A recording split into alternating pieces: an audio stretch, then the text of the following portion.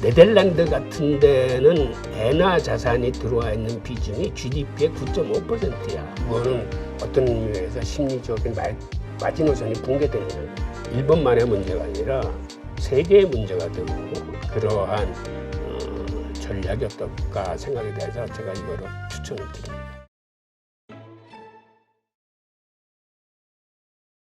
이 금리 인상만 생각했었는데 지금 3.8% 기록한 11월 달에 인플레이션 이게 미국처럼 막 7%, 8% 뭐 영국이나 이런 데처럼 10%까지도 올라갈 가능성 그랬을 때 터질 수 있는 이 위험한 상황도 있군요. 그렇죠. 이제 국제 시장이 마비가 되면은 이제는 일본이 제출을 하기 위해서는 연 40조 가까운 채권을 발행해야 되는데 그 롤러버 물량까지 하게 되면 연 한 7, 80조 엔의 채권을 발행해야 될 텐데 이게 민간 시장에서 맡겨들지 않기 때문에 그러니까 BOJ가 전량 이거를 떠안아야 될 거거든요. 그러면 그만큼의 통화가 사실 시중에 풀려나온다는 거예요.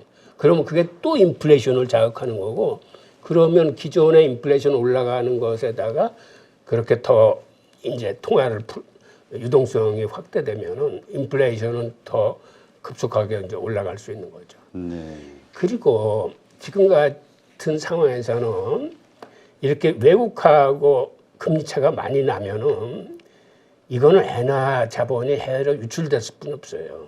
그러니까 내가 엔화를 갖고 있어봐야 여기서는 큰 이자를 받지 못하는데 이걸 가지고 다른 나라에 가면 그냥 예금해 놓아도 이자 수익이 클 뿐만 아니라 그 나라 주식이나 다른데 투자를 하면은 괜찮기 때문에 그러한 엔캐리 트레이드가 계속 커질 수 있고 또 하나는 기존에 나가 있는 엔화 자본 금액이 워낙 큽니다. 여기 이 그래프를 보면 네덜란드 같은 데는 엔화 자산이 들어와 있는 비중이 GDP의 9.5%야. 호주는 8.3%, 프랑스는 7.5%. 만약 일본에 위기가 생기면 이 자산들이 본국으로 회귀를 해야 돼. 그렇죠. 네. 그렇게 되면은 그 세계 주식 시장이나 채권 시장에 굉장히 큰 타격이 오는 거죠. 진짜 한 나라의 경제가 뭐 크게 흔들릴 수도 있겠네요. 네. 그러니까 일본 같은 큰 경제 대국에 문제가 생기면 이게 세계 문제로 이런 식으로 전이가 되는 겁니다. 특히 네덜란드, 오스트레일리아, 프랑스 이런 데는 위험해지는 거예요. 네. 아까 얘기하셨듯이 그 일본 정부의 뭐 이런 그런 부채 문제도 그렇지만 기업들부터도 막 대출을 받아가지고 막 투자를 한 거잖아요. 그래도 이젠 좋았는데 말씀하신 대로 인플레이션에 의해서 금리가 자꾸 올라가는 상황이 되면 기업들 자체도 해외 투자 자산을 팔아야 되는 이런 상황이 되는 거네요. 그리고 사실은 이런 상황에서 우리 한국뿐 아니라 주요 나라들이 리스 같은 거 넣으면서 이때 대부분 일본 금리가 이렇게 싸면 그 엔화 리스 같은 걸로 들여오거든요. 네. 싼 걸. 그런데 일본에서 문제가 생기면 그렇게 들여온 리스들이 다 이제 문제가 발생하고 우리가 사실 IMF 사태를 맞았을 때도 그 IMF 사태의 중요한 원인 중에 하나가 그때 일본의 금리가 이렇게 쌌기 때문에 일본에서 3개월짜리 단기 부채들을 엄청 들여왔어요. 네. 우리 은행들이 그 당시 종금사가. 그래서 그걸 갖다가 우리나라 기업들한테는 1년짜리 대출이나 심지어는 3년짜리 장기 대출로 빌려줬어요.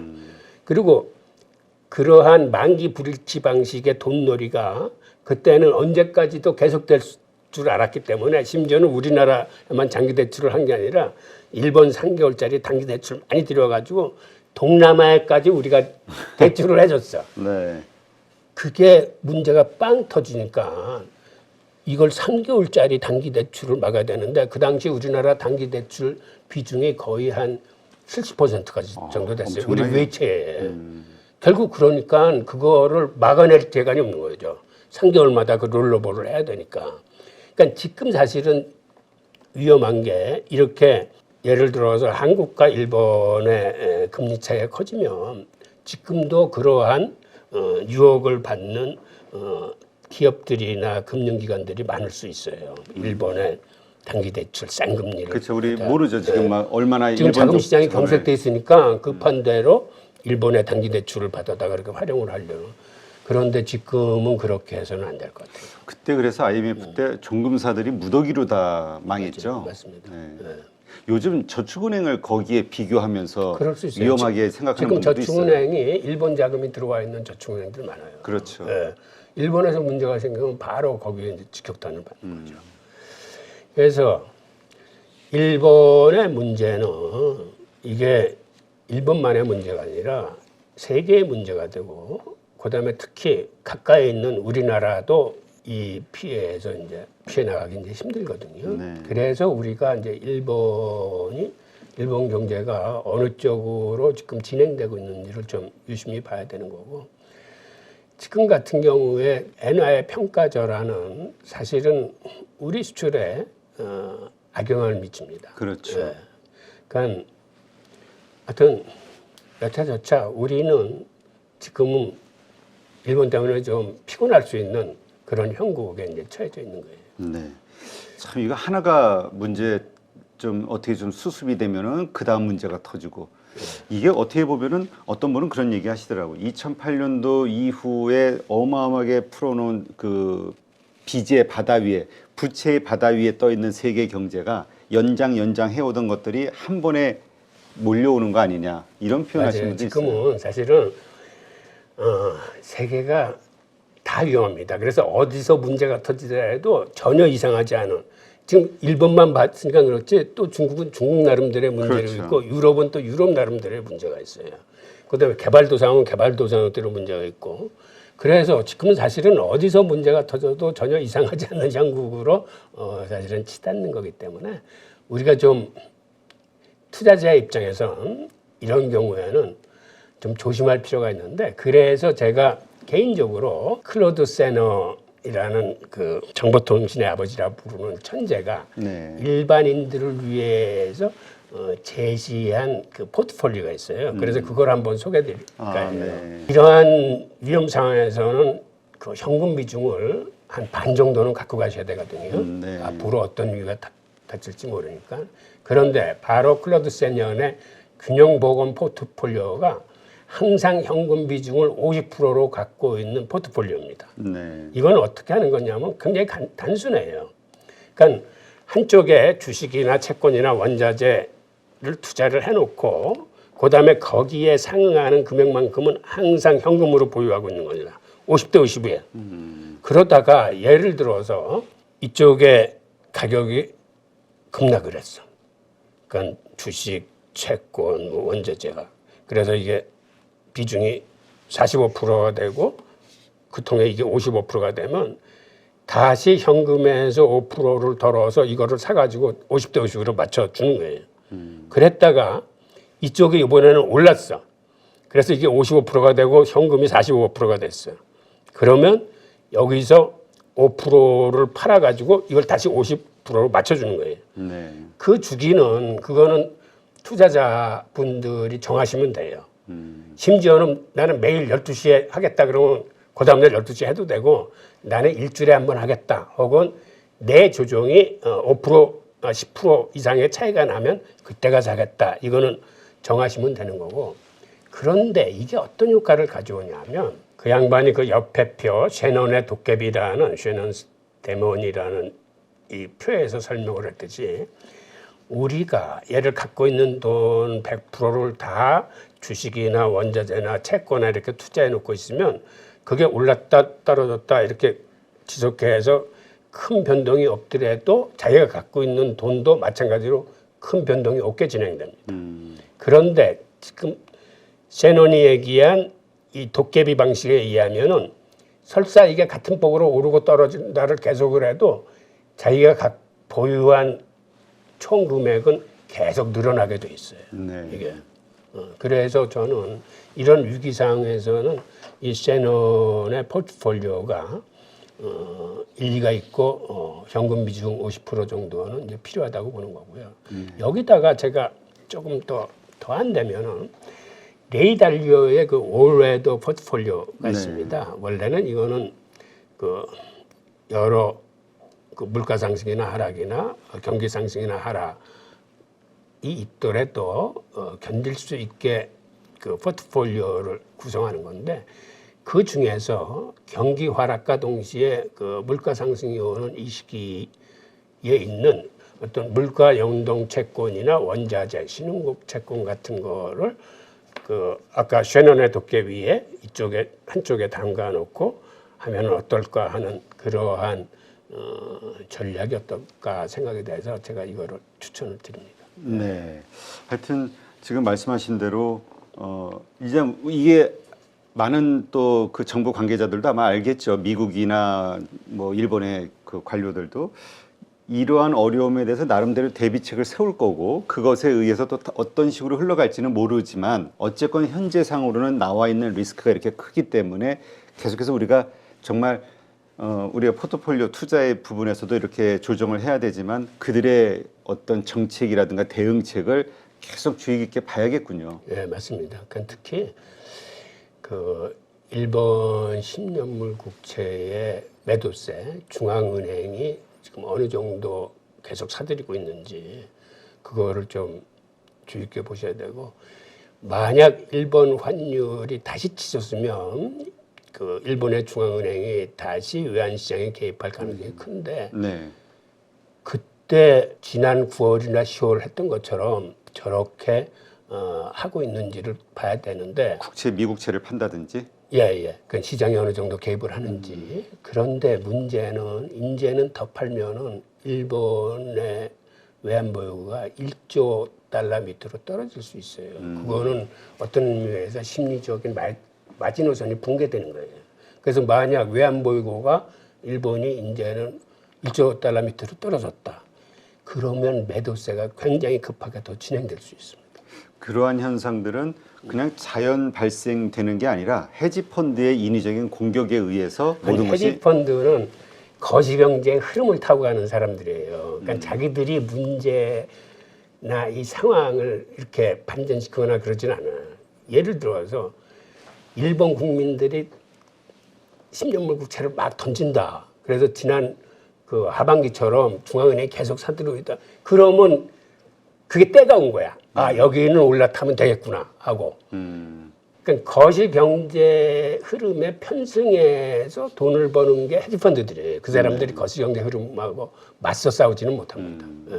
그러니까 이런 약점이 보였을 때 그냥 일본의 자체적인 문제로 약점이 보이고 어려운 상황이 됐을 때 그거를 더 확실하게 맞습니다. 이용해서 돈을 버는 그건 이제 일본 경제가 더 어려워지는 위기로 빠진다니. 그렇죠. 근데 위기가 터져야 여기가 돈을 버는 거니까. 그렇죠.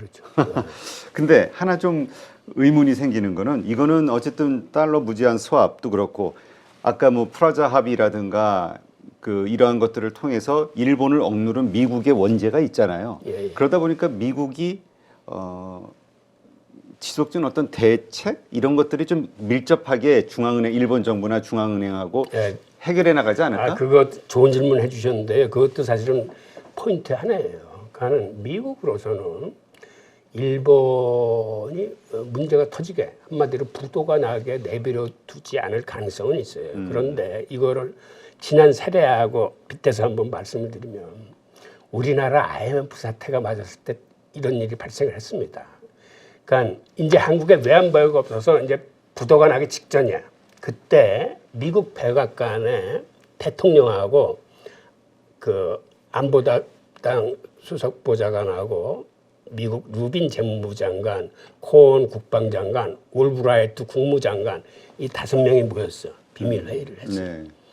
대통령을 빼놓고 4명이 모두 유대인이야. 아, 그래요? 그때 루빈 장관이 무슨 얘기를 했냐면 한국이 지금 부도날 상황인데 이거는 은행 문제이기 때문에 민간 사이드에 은행에 맡기자라고 의견을 제시했어요. 네.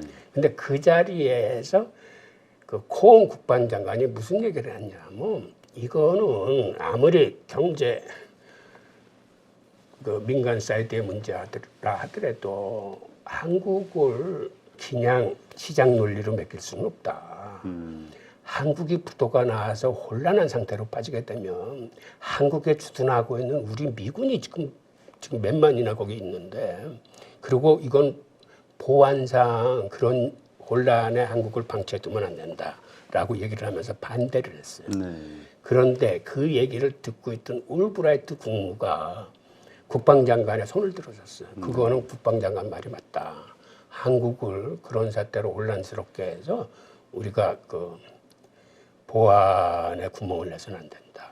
라고 해서 결국 그 백악관 회의에서 한국을 부도 처리하지 않는 걸로 결정이 됐고, 그래서 그 후 루빈 재무부 장관, 그 다음에 서머스 부장관, 가이트너 차관보 이 세 명도 죄유되니 이 사람들이 밤새 전화통에 매달려서 각국 재무부 장관하고 각국 그 은행장들한테 한국 수표 돌리지 마라, 한국 부도 내지 마라라고 세계 각국의 관련 재무부 장관하고 그 은행장들한테 최이 사람들이 전화를 해서 우리 부도를 막아줬어요. 네. 그러니까 지금 질문하신 것처럼 일본의 파산을 미국 정부가 그대로 보고 있지는 않을 겁니다. 지금 중국과 그 패권 전쟁하는 과정에 이게 굉장히 필요한 존재거든요. 그렇죠. 이걸 굉장히 혼란스럽게 놔두지는 않을 거예요. 하지만 그러한 이 혼란의 과정에 빠지기 직전까지의 단계에 일본이 지불해야 될 대가도 많아. 그러니까 이렇게 많은 국채를 발행하고 이렇게 많은 돈을 찍어냈으면 한 번쯤은 혼은 좀 나야 돼. 그렇지만 파산으로 마지막까지 가지는 않을 것 같다는 생각이. 우리 IMF 때도 돌아보면 우리가 파산을 하지 않았어요. 결국 도움을 받아서. 그러나 IMF라고 하면 우리는 어마어마한 고통이 있었잖아요. 맞아요. 모든 자산 가격이 폭락이 됐든 맞습니다. 뭐 해외 자본의 뭐라고 하는 침탈이라고 우리 맞아요, 어떤 표현하시는 분도 맞아요. 있던데 맞아요. 이러한 일들 일본에도 망하진 않겠지만 만약에 이러한 일들이 최악으로 터진다고 했을 때는 가능성이 있다. 그렇죠. 근데 일본만이 아니라 일본은 또 영향력이 크니까 그걸 다 빨아 들어와야 되니까 해외 자산을 관련된 나라들이 전부 다 연쇄고리로. 맞습니다. 그래서 사실 일본 문제는 우리가 함부로 예단이나 예측하기는 그 어려운 문제들이 갖고 있어요. 그러니까 경제적으로 봐서는 이런 식으로 흘러갈 것 같은데. 그렇죠. 네? 그러니까 현상으로만 놓고 보면 데이터로만 예. 거기에 이제 정치적인 문제가 어떻게 개입이 되느냐에 따라서. 맞습니다. 야, 그러니까 우리 이 말이 떠오르네요. 예전에 우리 IMF 때 대마불사. 채무가 많으면 우리 망하면 나라가 무너질 텐데 일본도 마찬가지겠네. 미국에 안 도와주면 우리 망하면 너네도 같이 힘들 텐데 이럴 수 있잖아요. 아, 참 이 교수님한테 이 경제 관련된 말씀을 들으면 왜 옛날 이야기 듣는 것처럼 심각한 얘기도 구수하게 재밌게 들리는지 모르겠어요. 네. 아, 어쨌건 지금 우리 투자자 입장에서는 이러한 것들을 냉정하게 보고, 네, 어쨌든 주의를 기울이면서 대비책도 좀 세워놓는 거. 지금은 돈을 벌 때가 아니라 지킬 때. 그럼요. 네. 그러다 정말 그런 일이 막상 생기면 가지고 있던 50% 현금 가지고 그때 돈을 버는 걸로. 그렇죠. 안 터지면 리스크 관리한 걸로. 그렇죠. 네, 알겠습니다.